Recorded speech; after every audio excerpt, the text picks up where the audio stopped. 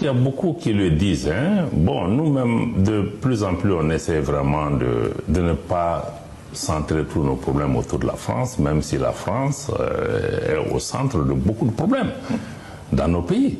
Parce que c'est la base. Parce que nous, le problème fondamental qu'on a, c'est par rapport à l'unité de notre pays. Et nous savons que la France a une main pour soutenir des groupes qui cherchent la partition du pays. Et bon, et puis on peut se demander aujourd'hui en Afrique, pourquoi ce sont les pays francophones qui essentiellement connaissent ces problèmes? Parce qu'il y a une chape de plomb, parce qu'il y a un système jacobin de colonisation qui a été mis en place et qui est différent du modèle dans d'autres pays et qui a laissé des séquelles extrêmement graves qui font que nos pays sont restés d'éternels adolescents qui n'ont pas pu grandir et que parce que le contrôle sur nos économies, sur nos systèmes politiques est tellement fort que quel que soit ce qu'on tente pour pouvoir faire là, il y a cette chape-là qui existe quelque part. Mais encore une fois, je pense qu'il ne faut pas tout mettre sur la France parce que il y a quelques jours, j'étais dans une conférence, je disais la même chose que bon, nous-mêmes, nous sommes comptables.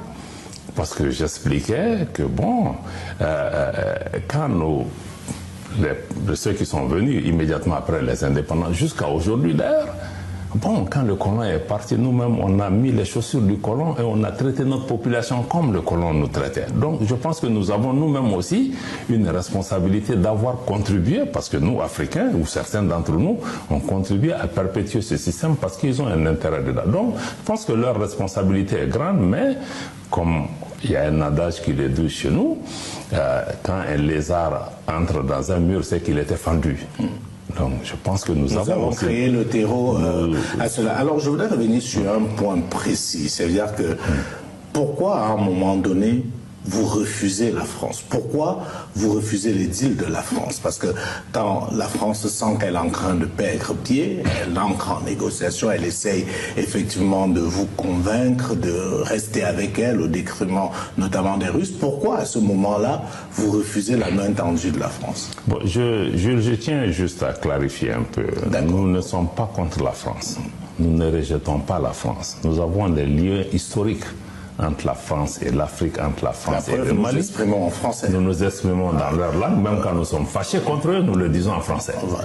Bon, donc je pense que entre les peuples français et les peuples africains, il y a des liens qui sont extrêmement forts. Notre problème, c'est vraiment sur le plan politique. C'est des décisions politiques. C'est des décisions de l'État français qui posent problème par rapport à son attitude vis-à-vis de nous.